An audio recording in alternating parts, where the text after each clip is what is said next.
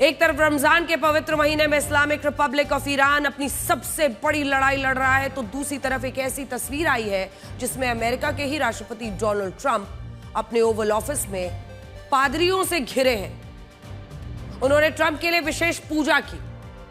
क्या ट्रंप अब इस जंग को धार्मिक रंग दे रहे हैं? एक तरफ ट्रंप अपने ऑफिस में खास पूजा कर रहे हैं और विदेशों में कई अखबार इसे बता रहे हैं कि उन्होंने धर्म युद्ध इसे बना दिया है। तो आज इजराइल ने रमजान के तीसरे जुमे के दिन मुस्लिमों को यरूशलेम की अल-अक्सा मस्जिद में नमाज नहीं पढ़ने दी। अब इजराइल और अमेरिका ईरान पर बम बरसा रहे हैं, तब ईरान अपना वजूद बचाने के लिए पूरी ताकत लगा रहा है, जवाबी हमले कर रहा है। अब सवाल यह है कि क्या ईरान इस जंग में दुनिया का तेल और मुस्लिम देशों का पानी रोक देगा? बड़े खतरनाक संकेत आ रहे हैं, लेकिन इस वक्त की बड़ी खबर तेहरान से आ रही है, जहां इजराइल के लड़ाकू विमान आसमान से बम और मिसाइलें बरसा रहे हैं। इजराइल ने इसे ईरान के खिलाफ अपनी 15वीं एयर स्ट्राइक बताया है और यह कहा है कि उसने तेहरान में मौजूद उस अंडरग्राउंड बंकर को नष्ट कर दिया है जहां आयतुल्लाह खamenei और उनके परिवार के लोगों को रखा जाता था। आज सुबह इजराइल की वायुसेना ने ईरान के खिलाफ अब तक के सबसे खतरनाक हवाई हमले को अंजाम दिया। इजराइल के 50 लड़ाकू विमानों ने तेहरान के आसमान में गर्जना करते हुए एक साथ धावा बोल दिया और इन फाइटर जेट्स ने ईरान की राजधानी तेहरान के बीचों बीच हमला किया। इन हमलों को इजराइल की मिलिट्री इंटेलिजेंस और खुफिया एजेंसी मुसाद ने मिलकर किया और लीडरशिप कंपाउंड के नीचे बने अली खamenei के बंकर को भी पूरी तरह से ध्वस्त कर दिया। दावा है कि खamenei की मौत के बाद इस बंकर को ईरान रेवोल्यूशनरी गार्ड कॉर्प्स के वरिष्ठ कमांडर्स इस्तेमाल कर रहे थे और यहां IRGC के नए हेड अहमद वहीदी के भी होने का दावा था। हालांकि ईरान ने आधिकारिक रूप से इन हमलों को लेकर अभी कोई जानकारी नहीं दी है, लेकिन इजरायली डिफेंस फोर्स यानी नेतन्याहू की फौज IDF ने इन हमलों के वीडियोस जारी करके ये कहा है कि ईरान का सैन्य ढांचा पूरी तरह से नष्ट हो चुका है।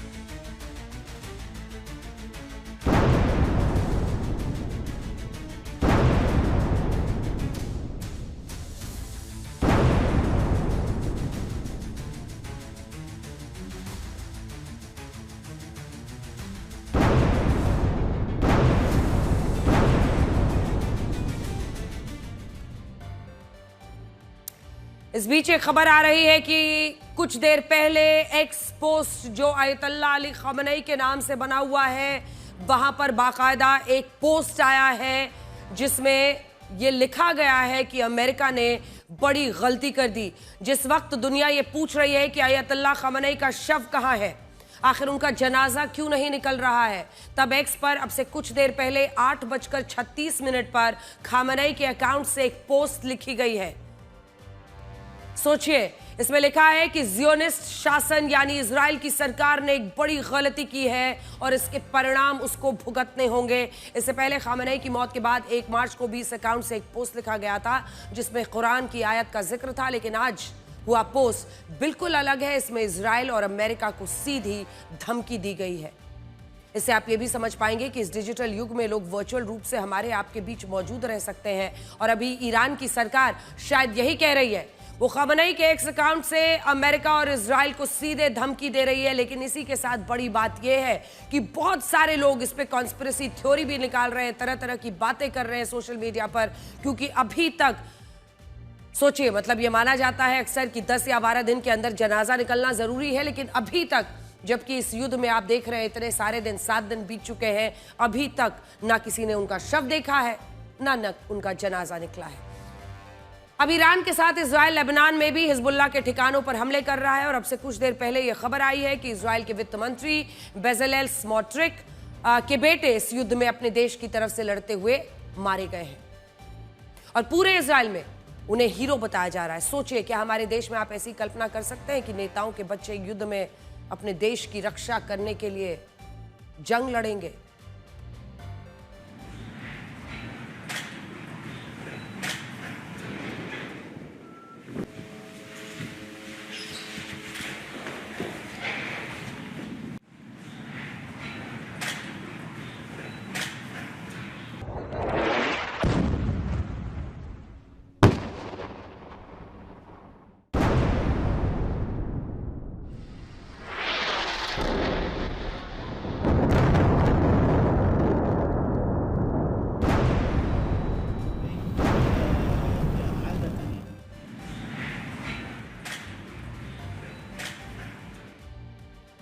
आज रमजान महीने का तीसरा जुमा था और इस मौके पर भारत की कई मस्जिदों में ईरान के सुप्रीम लीडर अयतुल्लाह खामेनी के समर्थन में विरोध प्रदर्शन हुए हैं। और भारत के इन लोगों ने कहा है कि वो खामेनी को अपना रहबर मानते हैं और खामेनी की मौत उनके लिए शहादत है। लेकिन दूसरी तरफ इसी दौरान इजराइल के जेरूसलम में अल अक्सा मस्जिद का परिसर पूरी तरह खाली रहा और वहां युद्ध के कारण मुसलमानों को नमाज पढ़ने की इजाजत नहीं दी गई। और इससे आप ये समझ पाएंगे कि इस रमजान के महीने में भारत के मुसलमानों के सामने ऐसी कोई चुनौती या डर नहीं। वो मस्जिदों में नमाज पढ़ रहे हैं, खामेनी के लिए विरोध प्रदर्शन तक कर रहे हैं। लेकिन मिडिल ईस्ट के देशों में मुसलमानों के लिए नमाज पढ़ना भी अब एक खतरा बन गया है।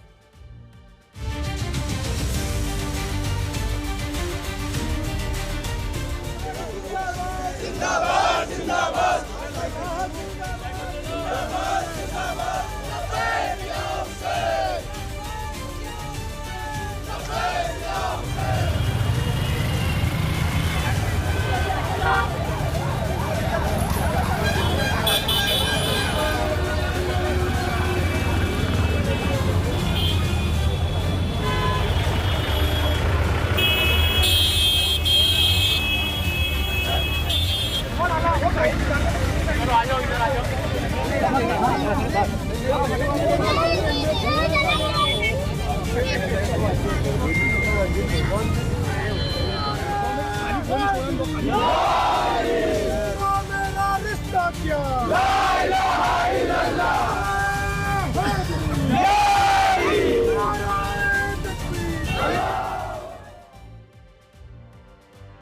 आज जब इस युद्ध को एक सप्ताह पूरा होने वाला है, आपने ये तस्वीरें देखी, अलग अलग जगहों पर भारत में विरोध प्रदर्शन हो रहे हैं और जो रिश्ता निकाला जा रहा है खामेनी से। देखिए, आज 7 दिन हो गए हैं। बड़ा सवाल यह भी है कि क्या अब तक के युद्ध में राष्ट्रपति ट्रंप हारते हुए नजर आए हैं। ईरान के विदेश मंत्री अब्बास अराक्ची ने कहा है कि ईरान के खिलाफ राष्ट्रपति ट्रंप का प्लान ए फेल हो चुका है। इस प्लान ए के तहत राष्ट्रपति ट्रंप ने यह सोचा था कि अमेरिका और इजराइल ईरान पर हमला करेंगे, डीकैपिटेशन करेंगे, यानी बड़े बड़े नेताओं को मारेंगे, अयतुल्लाह खामेनी का अंत कर देंगे, तो फिर उनको युद्ध में जीत मिल जाएगी। ईरान की जनता सड़कों पर निकल जाएगी, उनके समर्थन में आ जाएगी और विद्रोह होगा, सत्ता को बेदखल कर दिया जाएगा। लेकिन ऐसा कुछ नहीं हुआ। अमेरिका सोच रहा था वो जल्द युद्ध को जीत लेगा और ईरान की ताकत को खत्म कर देगा। लेकिन ईरान का कहना है कि राष्ट्रपति ट्रंप का प्लान बी बुरी तरह फेल हो गया है। वो ईरान के सुप्रीम लीडर अयतुल्लाह खामेनी को मारने में कामयाब हुए, लेकिन खामेनी की मौत के बाद ईरान इस युद्ध में पिछड़ा नहीं है। अब भी ईरान लगातार अमेरिका के सैन्य ठिकानों को निशाना बना रहा है। इसी वजह से अब यह युद्ध दूसरे चरण में प्रवेश कर रहा है। इस दूसरे चरण के लिए राष्ट्रपति ट्रंप प्लान बी लेकर आए हैं। इस प्लान बी के तहत राष्ट्रपति ट्रंप की नई रणनीति है ईरान की राजनीति में हस्तक्षेप करना, ईरान की को एक नया सुप्रीम लीडर देना और ईरान की सरकार को बदलने की कोशिश करना।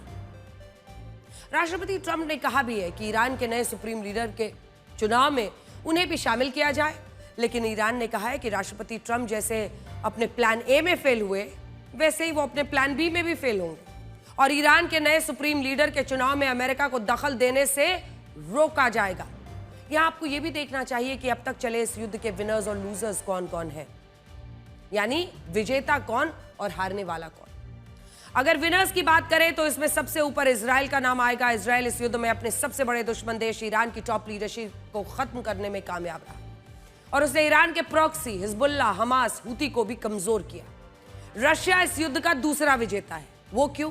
अब तक रशिया आर्थिक प्रतिबंधों के कारण सस्ती दरों पर अपना कच्चा तेल बेचने को मजबूर था, लेकिन मिडिल ईस्ट में युद्ध की आग भड़कने से अब रशिया के कच्चे तेल और गैस की मांग बढ़ जाएगी। तीसरे नंबर पर वैसे ही जो रशिया के ऑयल कंपनीज है, उनकी शेयर्स में पहले दिन से ही जबरदस्त उछाल थी। अब तीसरे नंबर पर उन रक्षा कंपनियों को विजेता माना जाएगा जिनके लिए यह युद्ध पैसा छापने की मशीन साबित होने वाला है और उनके हथियारों की खूब बिक्री होने वाली है। दुनिया के लिए खून खराबा, लेकिन हथियार बनाने वाली ताकतों के लिए पैसा ही पैसा। तुर्की को भी इस युद्ध से फायदा हुआ है क्योंकि ईरान के कमजोर होने से अब तुर्की मुस्लिम देशों में अपने प्रभाव को बढ़ा पाएगा। अब आप इस युद्ध के लूजर्स को देखिए। पहला नंबर अमेरिका। अमेरिका जिस मकसद से इस युद्ध में शामिल हुआ था वो अब तक पूरा नहीं हुआ है। अगर इस युद्ध में अमेरिका लंबे समय के लिए फंसता है, उसका वॉर बिल यानी जो पैसा खर्च हो रहा है वो मीटर चल रहा है, वो वॉर बिल बढ़ता जाएगा और ये उसके लिए बड़ी हार होगी। इसके अलावा अगर ईरान के नए सुप्रीम लीडर के चुनाव में अमेरिका की भूमिका प्रतिबंधित रहती है तो राष्ट्रपति ट्रंप नैतिक रूप से भी इस युद्ध में लूजिंग साइड पर खड़े होंगे। ईरान को भी इस युद्ध से भारी नुकसान हुआ है और उसने अपनी टॉप लीडरशिप के साथ जरूरी सैन्य ढांचे भी खोए हैं। आप तेहरान की तस्वीरें देखिए, कुछ इलाकों में कुछ बिल्डिंग्स को देखकर ऐसा लगता है जैसे गाजा बन गया हो। वहीं मिडिल ईस्ट के खाड़ी देश भी अब तक के युद्ध में नुकसान में ही रहे। इस युद्ध ने न सिर्फ उनकी सुरक्षित देश की छवि को झटका दिया, बल्कि उन्हें अब ईरान के सामने युद्ध क्षेत्र में भी धकेल दिया है। यूरोप के देश भी इस युद्ध में नुकसान में रहे, क्योंकि इस युद्ध के कारण यूरोप में कच्चे तेल, गैस की कीमतें बढ़ सकती हैं। कॉस्ट ऑफ लिविंग बढ़ने से लोगों पर आर्थिक दबाव बढ़ेगा। जो पहले से ही इकोनॉमीज इस वक्त स्ट्रेस में थी, उनमें और दबाव होगा। चाइना के लिए यह युद्ध नुकसानदेह साबित हुआ है। सिर्फ 2 महीनों में चाइना ने अपने 2 बड़े पार्टनर्स को खो दिया।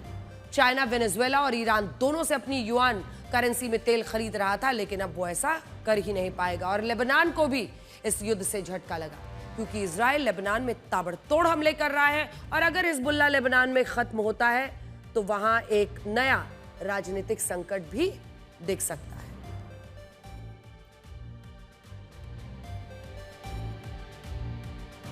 आइए अब मैं आपको बड़ी स्क्रीन पर लिए चलती हूं और दिखाती हूं कि इस युद्ध में किस देश को कितना नुकसान हो रहा है, यानी किसका कितना पैसा खर्च हो रहा है। बीते कुछ दिनों से हम लगातार आपको अमेरिका का खर्च दिखा रहे थे, लेकिन सिर्फ अमेरिका ही क्यों, हम आपको हर देश के नजरिए से दिखाते हैं। शुरुआत करते हैं तो centre for strategic and international studies के मुताबिक अमेरिका इस युद्ध पर जानते हैं हर दिन औसतन 8,188 करोड़ रुपए खर्च कर रहा है। सोर्स है CSIS। तो रोजाना खर्च सोचिए, एक दिन में 8,188 करोड़ रुपए खर्च कर रहा है। इजराइल के वित्त मंत्रालय के मुताबिक वो हर दिन कितना खर्च कर रहे हैं, तो अमेरिका के 8,000 करोड़ के मुकाबले ये 3,936 यानी लगभग 4,000 करोड़ प्रतिदिन रोजाना। ये भी हम आपको इजरायली वित्त मंत्रालय के हवाले से बता रहे हैं। ये सोर्स हमने यहां पर डाल दिया है। इजरायली वित्त मंत्रालय की तरफ से हम आपको बता रहे हैं कि 4,000 करोड़ के आसपास इजराइल प्रतिदिन खर्च कर रहा है। पिछले एक हफ्ते में इजराइल इस युद्ध पर 27,000 करोड़ रुपए खर्च कर चुका है। मिडिल ईस्ट के देशों में भी इस युद्ध में भारी नुकसान हुआ है। तो ये देखिए, मिडिल ईस्ट के सभी देशों का हम आपको एक एक करके बताएंगे। युद्ध से मिडिल ईस्ट देशों को जो नुकसान हो रहा है, तो ऑक्सफोर्ड टूरिज्म इकोनॉमिक्स, इसके हवाले से ये खबर हम आपको बता रहे हैं। हमारा सोर्स यही है, 4 करोड़ पर्यटक कम आ सकते हैं। मिडिल ईस्ट के जिन देशों में आप कल्पना नहीं कर सकते हैं, UAE, सऊदी, इन तमाम जगहों पर भारी तादाद में लोग घूमने के लिए आते हैं और टूरिज्म, पर्यटन उनके लिए कमाई का एक बहुत बड़ा साधन है। ऑक्सफोर्ड की टूरिज्म इकोनॉमिक्स के मुताबिक ईरान युद्ध के कारण लगभग 4 करोड़ पर्यटक कमा सकते हैं। इससे मिडिल ईस्ट के देशों को अधिकतम 5,14,000 करोड़ रुपए का नुकसान हो सकता है। हालांकि ईरान के नुकसान को लेकर अब तक कोई रिपोर्ट नहीं आई है, लेकिन अमेरिका और इजराइल ने ईरान को भी काफी पीछे धकेल दिया है। इजराइल और अमेरिका ने ईरान के 300 मिसाइल लॉन्चर्स तबाह किए हैं, सबसे ऊपर 528 सर्विस सेंटर्स तबाह कर दिए हैं, 1,332 नागरिक मारे गए हैं ईरान के, और 30 समुद्री जहाज उनके खत्म हो चुके हैं, नष्ट हो चुके हैं। 3,634 इमारतों पर अटैक हुआ है। 3,643 इमारतों पर अटैक है। तो आप समझ सकते हैं कि ईरान को बड़े पैमाने पर नुकसान हुआ है और कितना खर्च हो रहा है।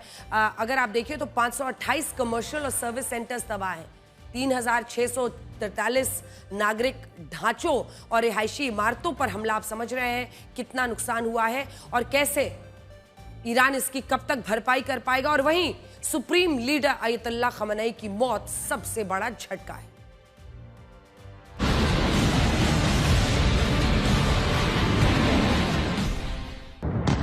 अल्लाह अकबर, अल्लाह अकबर।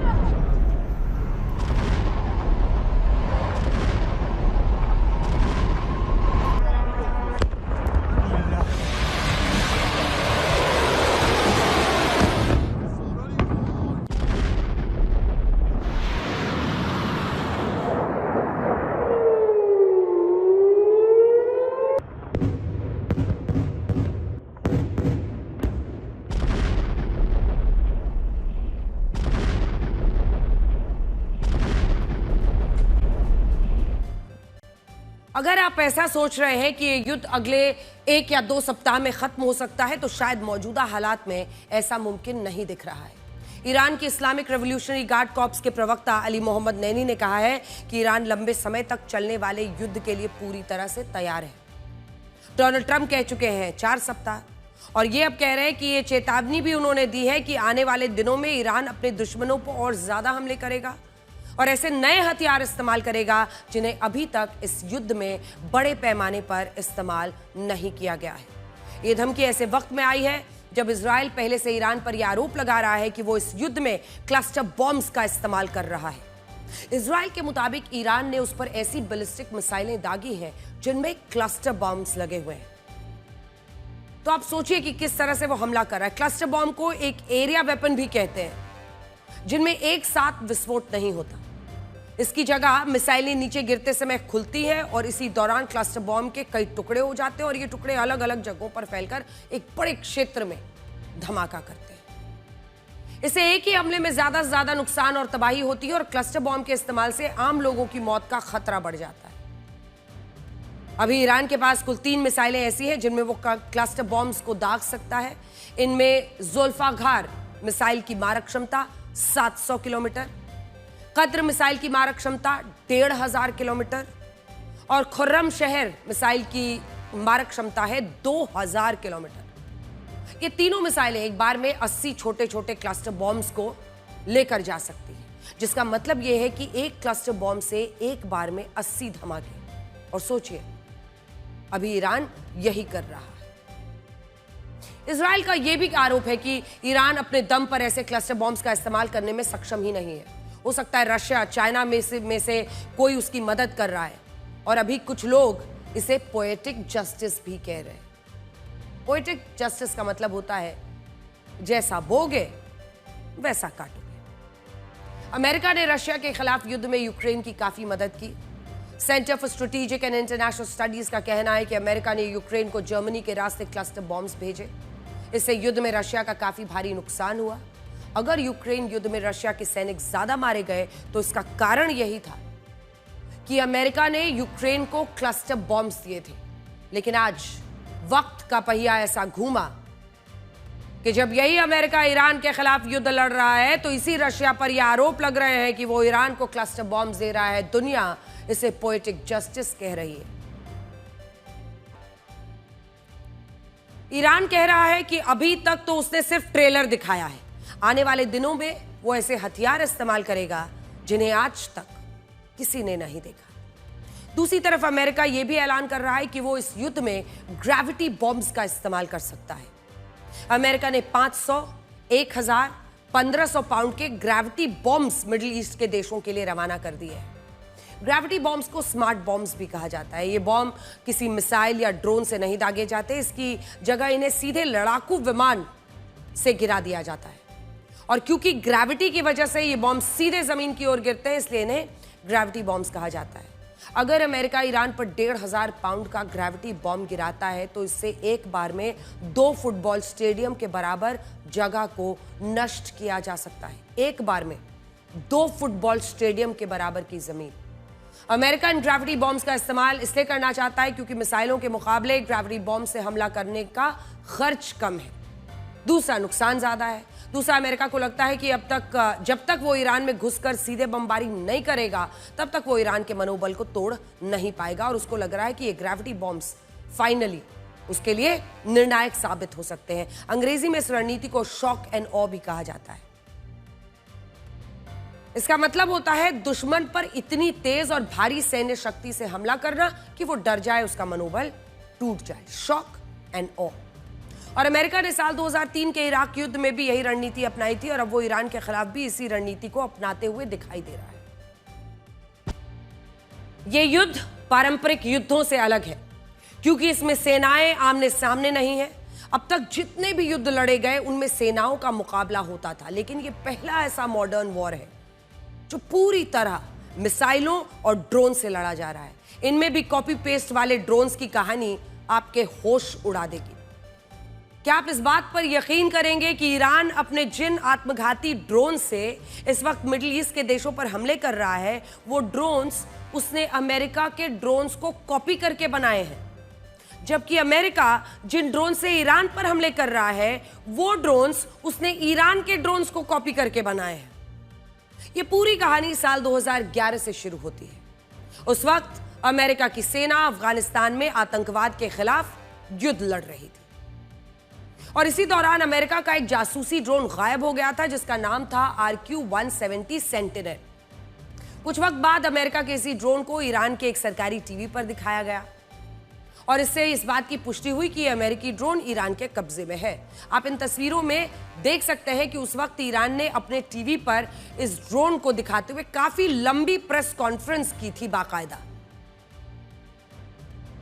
ये उसी प्रेस कॉन्फ्रेंस का हिस्सा है जो हम आपको दिखा रहे हैं। ईरान यही नहीं रुका, उसने इस ड्रोन को खोलकर उसकी पूरी जांच की, उसके इलेक्ट्रॉनिक्स, उसके सेंसर्स, सबको एग्जामिन किया, अध्ययन किया और यह भी समझा कि इस ड्रोन का एयरफ्रेम डिजाइन कैसा है।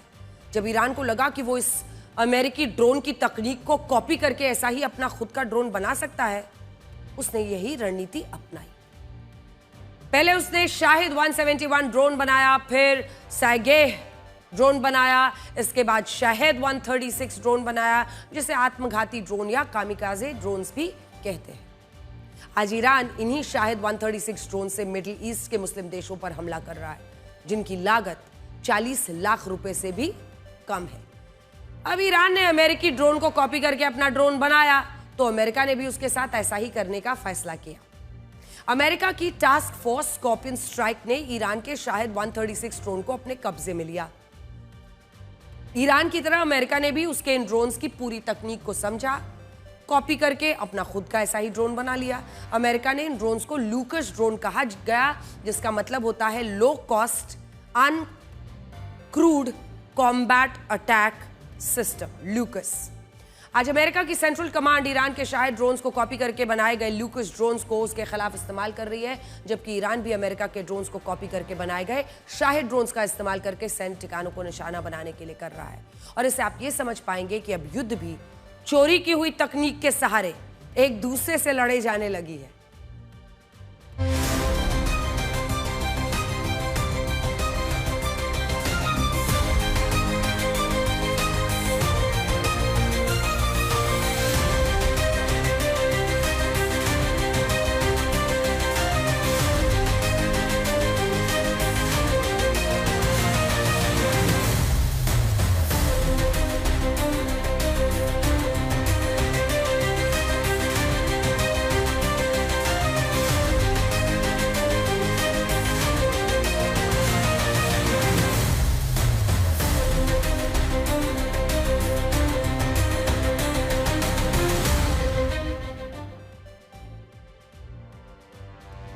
ईरान का शाहिद ड्रोन कार्बन फाइबर से बना है, जिसकी वजह से इसे प्लास्टिक का ड्रोन भी कहते हैं। इस ड्रोन की मारक क्षमता 2400 किलोमीटर है। इसके अमेरिका के 9000 करोड़ रुपए के रडार सिस्टम को भी नष्ट कर दिया है।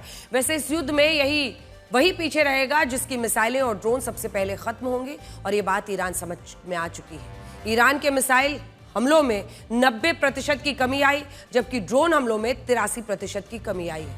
ऐसे आप ये समझ पाएंगे कि ईरान ने अपनी रणनीति को जरा सा बदला है। अब वो अपनी ज्यादा से ज्यादा मिसाइलें और ड्रोन्स को बचाने की कोशिश कर रहा है, क्योंकि जितने दिन उसकी मिसाइलें और ड्रोन्स चलेंगे उतने दिन ईरान इस युद्ध में खुद को जीवित रख पाएगा, टिक पाएगा। इस युद्ध में ईरान अब खाड़ी देशों के इंटरनेशनल एयरपोर्ट्स को भी निशाना बना रहा है, और यह बात बहुत गंभीर है। अब तक Iran Dubai international airport, Abu Dhabi के जायद इंटरनेशनल एयरपोर्ट, इजराइल के बेन गुरियन एयरपोर्ट, अजरबैजान के नख्चिवन इंटरनेशनल एयरपोर्ट और इराक के इरबिल इंटरनेशनल एयरपोर्ट और बसरा इंटरनेशनल एयरपोर्ट को निशाना बना चुका है, और ये तस्वीरें इसका प्रमाण है। और इससे गलत कुछ नहीं हो सकता। पिछले कुछ सालों में मिडिल ईस्ट के देशों के ये हवाई अड्डे सबसे बिजिएस्ट एयरपोर्ट्स में से एक बने थे। साल 2025 में 10 करोड़ लोग मिडिल ईस्ट के देशों में आए और ये भव्य एयरपोर्ट्स मिडिल ईस्ट की पहचान बन गए। लेकिन अब ईरान इन्हें ही एक एक करके निशाना बना रहा है और इन एयरपोर्ट्स पर आत्मघाती ड्रोन से हमले कर रहा है। देखिए,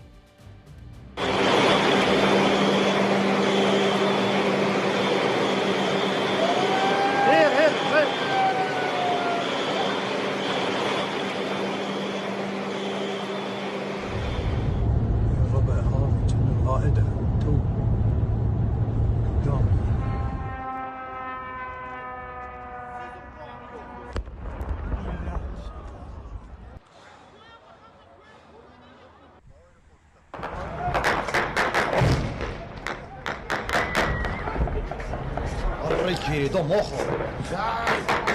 اتجاه سيارة القصر الدولي رقم مقام الفرقة الذهبية. صور الطفاية. الطفاية دي تجي يطلعوا لها. इंटरनेशनल एयरपोर्ट्स पर हो रहे इन हमलों की कौन डिफेंड कर सकता है इनको? आम लोग जाते हैं, अलग अलग देशों के लोग होते हैं, उनको टारगेट करना।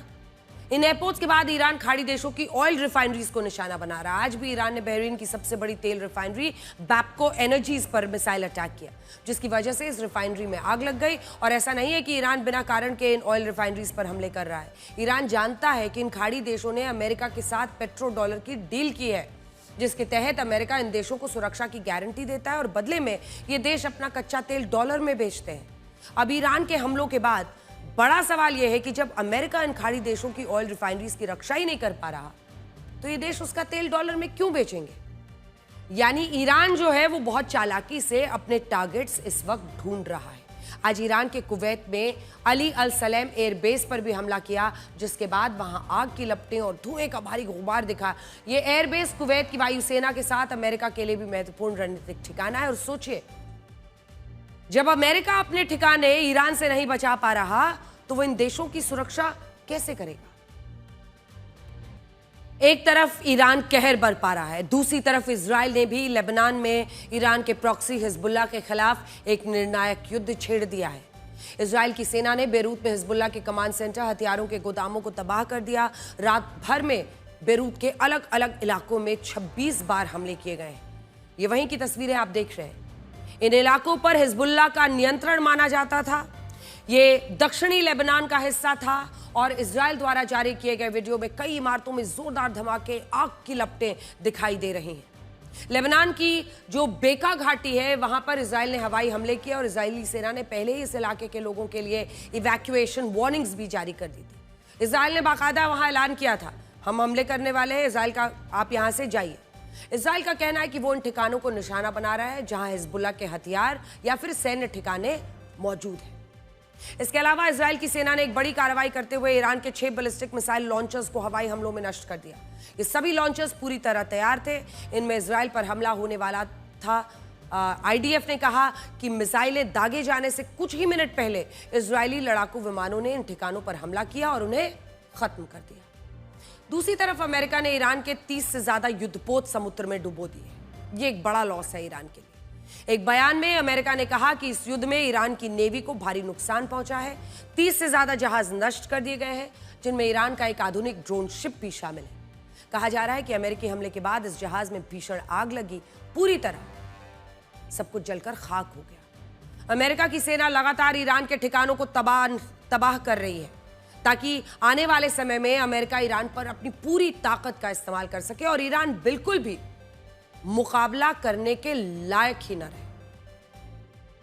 आज एक बड़ा सवाल यह भी है कि जब ईरान मिडिल ईस्ट के मुस्लिम देशों पर अंधाधुंध मिसाइलें, ड्रोन से हमला कर रहा है, तब ये मुस्लिम देश ईरान पर जवाबी हमले क्यों नहीं कर रहे? UAE, Saudi Arab, Qatar, Kuwait, Bahrain, Jordan, Syria, Iraq, Oman जैसे देशों ने अब तक ईरान के हमलों पर कोई पलटवार क्यों नहीं किया? वो उनके एयरपोर्ट तक पे हमले कर रहा है। और यह भी तब हुआ जब ईरान औसतन हर 2 मिनट में एक मिसाइल, एक ड्रोन मिडिल ईस्ट के देशों पर दाग रहा है। इनमें भी यूएई और सऊदी अरब को ईरान ने सबसे ज्यादा निशाना बनाया है, जबकि ये दोनों देश अपने रक्षा बजट पर अच्छा खासा पैसा खर्च करते हैं। ये ड्रोन्स और मिसाइल्स को इंटरसेप्ट तो कर रहे हैं, लेकिन जवाबी कार्रवाई ईरान पर नहीं कर रहे। इनमें सऊदी अरब का रक्षा बजट 7,33,000 करोड़ रुपए का है, जो सऊदी अरब की कुल जीडीपी का 7.1% होता है और सरकार के कुल खर्च का 21%। सऊदी अरब के एक साल के रक्षा बजट में ईरान के 7 रक्षा बजट समा सकते हैं। एक साल के बजट में सऊदी अरब के, ईरान के 7 रक्षा बजट। ईरान का रक्षा बजट 91,000 करोड़ रुपए माना जाता है और ये यूएई के रक्षा बजट से भी काफी कम है। यूएई का रक्षा बजट लगभग 2.5 लाख करोड़ रुपए है और इसीलिए ये सवाल बहुत लोग पूछ रहे हैं कि जब इनके पास ऐसी सेना है, ऐसे हथियार है, तो ये देश अपनी सेना पर ईरान से भी कई गुना जब पैसा खर्च करते हैं, इनके पास नए आधुनिक हथियार है, इनके पीछे अमेरिका भी है, इनके साथ खड़ा है, तो फिर भी ये देश ईरान के हमलों का जवाब क्यों नहीं दे रहे? तो समझिए, इसके 3 बड़े कारण हैं पहला बड़ा कारण यह है कि ईरान के पास खोने के लिए कुछ नहीं है। सुप्रीम लीडर अयतुल्लाह खामेनी समेत ईरान की टॉप लीडरशिप पहले ही इस युद्ध में मारी जा चुकी है। ऊपर से अमेरिका और इजराइल लगातार ईरान पर हवाई हमले कर रहे हैं। अगर ऐसे हालात में मिडिल ईस्ट के मुस्लिम देश भी ईरान पर हमला करते हैं तो ये हमले प्रतीकात्मक होंगे और इन देशों को इससे ज्यादा कुछ हासिल होगा नहीं। उल्टा इससे इन मुस्लिम देशों की यह छवि बनेगी कि अगर ईरान ने रमजान के पवित्र महीने में उन पर हमले किए तो जवाब में इन मुस्लिम देशों ने भी ईरान पर बम बरसाए। इससे यह युद्ध ज्यादा धार्मिक रूप ले लेगा। और जो इस वक्त सिर्फ ईरान पर सवाल उठ रहे हैं कि वो क्यों मुस्लिम देशों पर रमजान में हमले कर रहा है, वो कहीं ना कहीं बैलेंस आउट हो जाएगा। दूसरा, अगर ये मुस्लिम देश इस युद्ध में प्रत्यक्ष रूप से शामिल हो जाते हैं तो ऐसे में पूरी संभावना होगी कि ईरान इन देशों के राज परिवारों को निशाना बनाएगा। UAE, Saudi Arab, Qatar, Kuwait, Bahrain, Jordan, इन सब में राजशाही है। जो राजशाही महल है उन पर ईरान हमले कर सकता है और ऐसी स्थिति में इन देशों के राजाओं और राज परिवारों को खुफिया ठिकानों पर छिपकर अपनी जान बचानी पड़ेगी। यानी ईरान का इन मुस्लिम देशों के राज परिवारों से सीधा टकराव ना हो, इसीलिए ये मुस्लिम देश ईरान के हमलों का जवाब नहीं देना चाहते। वो ईरान को ये संदेश देना चाह रहे हैं कि ईरान की लड़ाई अमेरिका से है, इजराइल से है, इसलिए उसे मिडिल ईस्ट के देशों से युद्ध नहीं लड़ना चाहिए। तीसरा और सबसे बड़ा कारण, सबसे बड़ा डर इन देशों को यह है कि अगर वो ईरान पर जवाबी हमला करते हैं तो ईरान उनके खिलाफ वाटर वेपन का इस्तेमाल कर सकता है। यहां वाटर वेपन का मतलब यह है कि ईरान इन देशों को पीने के पानी के लिए तरसा सकता है। और वो कैसे, मैं आपको बड़ी स्क्रीन पर दिखाती हूं। इसको सबसे बड़ा हथियार माना जा रहा है। आप जानते हैं इस वक्त क्या स्थिति है खाड़ी देशों में। अब आप खाड़ी के इन देशों को यहां नक्शे पर देखेंगे तो इन देशों के पास पानी के प्राकृतिक स्रोत ही नहीं है और ये सबसे ज्यादा डिपेंड करते हैं डीसैलिनेशन प्लांट्स पर, जो कि खारा पानी को पीने वाला पानी बनाता है। ये जो डीसैलिनेशन प्लांट्स है जिनसे खारा पानी पीने लायक बनाया जाता है, उन पर ये तमाम देश डिपेंड करते हैं। जैसे अगर आप देखिए तो भारत में प्राकृतिक पानी, नदियां हैं जहां से पानी आता है, लेकिन खाड़ी देशों के पास ऐसा प्राकृतिक स्रोत नहीं है। जैसे ईरान में नदियां हैं, वैसे इन देशों में नदियां नहीं है और इसी वजह से ये सारे देश समुद्र के खारे पानी पर निर्भर करते हैं। इन देशों ने अपने यहाँ डीसैलिनेशन प्लांट्स लगाए हुए हैं जहां समुद्र के पानी को मशीनों से साफ किया जाता है, उनमें नमक हटाया जाता है, खनिज हटाया जाता है, पीने लायक बनाया जाता है। कतर अपनी जरूरत का 99% पानी समुद्र से निकालता है। कुवैत अपने पीने का 90% पानी समुद्र से निकालता है। ऊपर देखिए, कतर 99%, यूएई 80%, ओमान 86%, सऊदी अरब 70% पानी समुद्र से लेते हैं, उसको साफ करते हैं, डीसैलिनेट करके उसके बाद पीते हैं। अब मान लीजिए कल को ये मुस्लिम देश ईरान पर जवाबी हमला करते हैं और इसके पलटवार में ईरान भी इन देशों के डीसैलिनेशन प्लांट्स पर हमला कर देता है। ऐसी स्थिति में ये देश समुद्र के खारे पानी को साफ नहीं कर पाएंगे। इससे इन देशों में लोग बूंद बूंद के पानी को तरसने लगेंगे और इससे अमेरिका और इजराइल का तो कुछ नहीं बिगड़ेगा, लेकिन खाड़ी के ये मुस्लिम देश बहुत बड़े संकट में फंस जाएंगे। ऐसा ना हो इसलिए भी एक वजह मानी जा रही है कि मुस्लिम देश ये हमले ईरान के झेल रहे हैं लेकिन जवाबी कार्रवाई नहीं कर रहे। इसके अलावा एक खतरा और है और वो ये है कि ईरान मिडिल ईस्ट समेत यूरोप के कई देशों का इंटरनेट काट सकता है। वो कैसे? इसका कारण यह है कि दुनिया में 97% जो इंटरनेट है वो समुद्र के नीचे बिछी केबल से पहुंचता है, जिन्हें फाइबर ऑप्टिक इंटरनेट केबल्स भी कहते हैं। में पर्शियन गल्फ का ये इलाका बहुत अहम है जहां ये internet cables Europe, Asia, middle east के देशों को जोड़ती हैं। अभी लगातार यही सुन रहे होंगे, स्ट्रेट ऑफ हॉर्मूज के बंद होने से कच्चे तेल की सप्लाई बंद होगी, लेकिन क्या आपको पता है स्ट्रेट ऑफ हॉर्मूज के नीचे इंटरनेट केबल्स बिछी हैं जिन्हें इस युद्ध में नुकसान पहुंचा तो middle east, Europe, Africa, Asia के कुछ देशों में इंटरनेट बंद हो सकता है। साल 2024 में ऐसा हुआ था। उस वक्त रेड सी में ईरान के प्रॉक्सी हूती पर यह आरोप लगा था कि उसने इस इंटरनेट केबल को ही काट दिया था। इस वक्त इस घटना से east Africa, middle east, south Asia में इंटरनेट धीमा हो गया था, उसकी क्षमता कम हो गई थी और उस वक्त इन इंटरनेट केबल्स की मरम्मत करने में बहुत वक्त लग गया था। और यही वजह है आज जब ईरान के खिलाफ अमेरिका और इजराइल से युद्ध लड़ रहे हैं तब ऐसी आशंका जताई जा रही है कि ईरान दुनिया पर दबाव बनाने के लिए पर्शियन गल्फ और उसका प्रॉक्सी हूती रेड सी में इंटरनेट केबल्स को नुकसान पहुंचा सकता है। ऐसा हुआ तो इंटरनेट बंद हो जाएगा, दुनिया को एक नए संकट का सामना करना होगा। अब आप इस एआई वीडियो से समझिए कि समुद्र के नीचे कैसे इंटरनेट केबल्स का जाल बिछा हुआ है और इन्हीं केबल्स की मदद से आप सोशल मीडिया का इस्तेमाल कर पाते हैं। ये एआई इंटरप्रिटेशन है, एआई वीडियो है।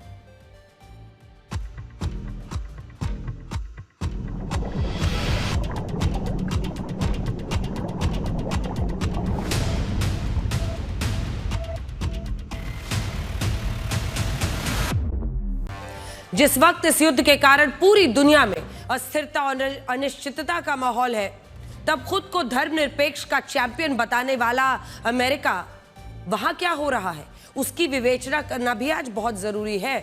ये तस्वीरें राष्ट्रपति डोनाल्ड ट्रंप के ओवल ऑफिस से आई हैं, जहां उन्होंने पूरे अमेरिका से कुछ पादरियों यानी पास्टर्स को बुलाया था।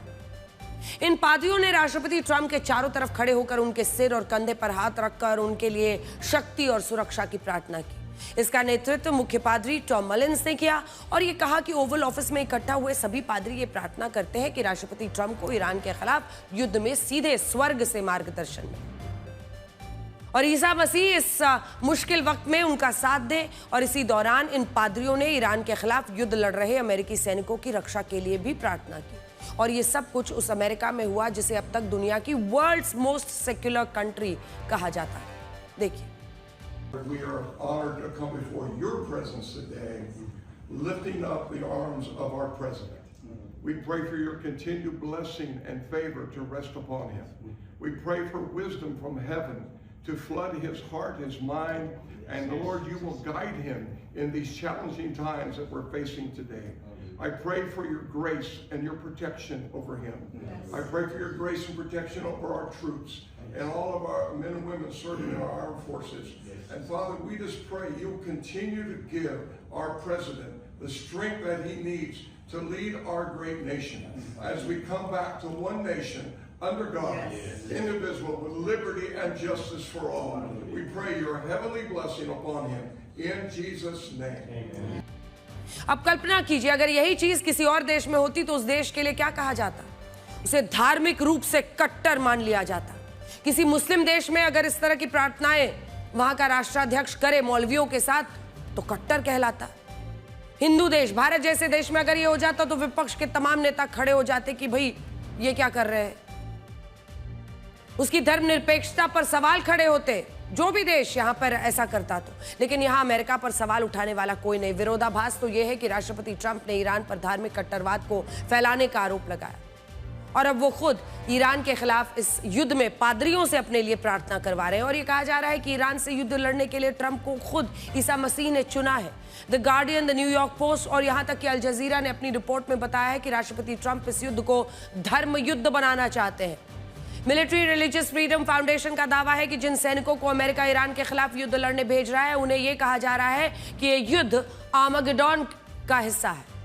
आर्मागेडोन को कयामत की अंतिम लड़ाई कहा जाता है और यह माना जाता है कि दुनिया खत्म होने से पहले अच्छी और बुरी ताकतों के बीच एक अंतिम लड़ाई लड़ी जाएगी और ईरान से युद्ध वही अंतिम लड़ाई है। अमेरिका के एक सैनिक का यह भी दावा है कि उसके कमांडर ने उसे यह कहा कि ईरान का युद्ध गॉड की योजना का हिस्सा है और यह लड़ाई ईसा मसीह को वापस धरती पर लाने से जुड़ी है।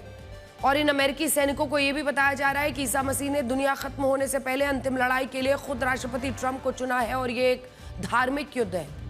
यहां एक सवाल यह भी है कि जब आप इस वक्त की ईरान की लड़ाई को देख रहे हैं तो क्या मिडिल ईस्ट के मुस्लिम देश इस बात को स्वीकार करेंगे कि राष्ट्रपति ट्रंप को एक मुस्लिम देश के खिलाफ युद्ध लड़ने के लिए ईसा मसीह ने चुना है? इस रिपोर्ट पर अमेरिकी संस्था council on American Islamic relations ने नाराजगी जताई और ये कहा है कि इस युद्ध को राष्ट्रपति ट्रंप मुसलमानों के खिलाफ पेश करके नफरत भड़का रहे हैं। लेकिन यहां आप ये सोचिए कि आखिर अमेरिका में क्या हो रहा है?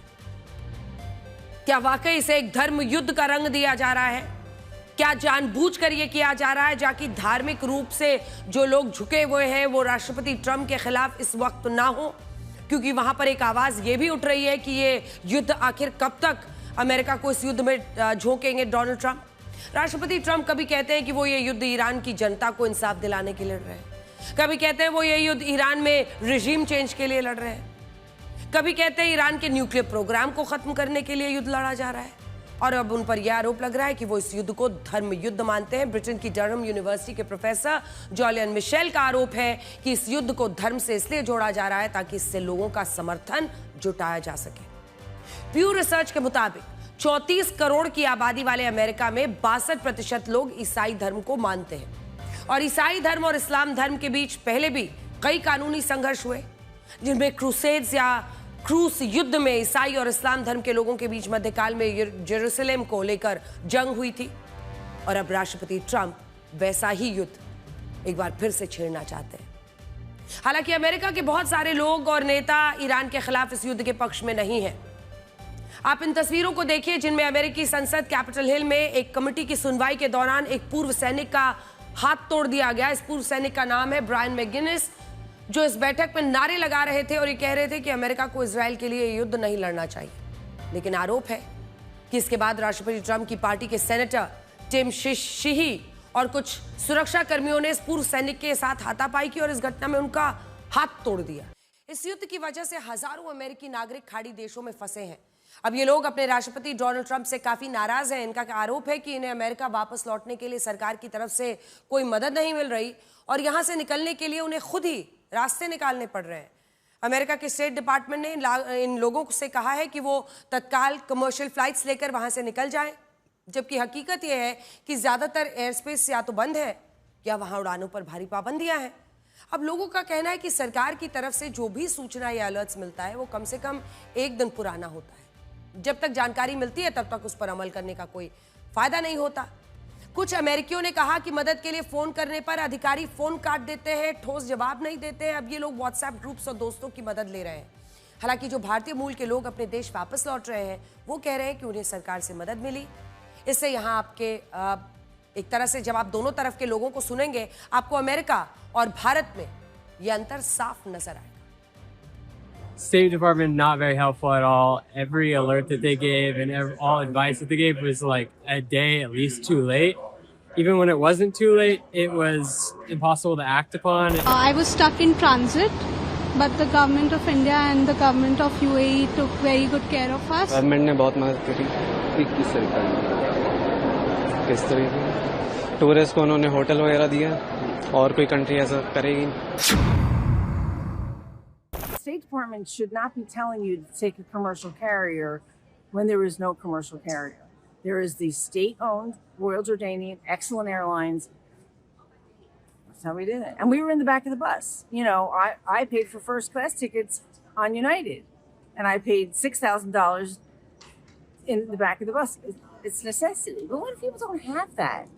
Think about it. Like, if you don't have that, if you don't even have a credit card that can charge that.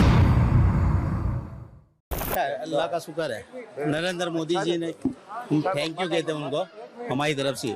हम लोग एयरपोर्ट पे ही थे, फिर होटल पे गए थे रिटर्न।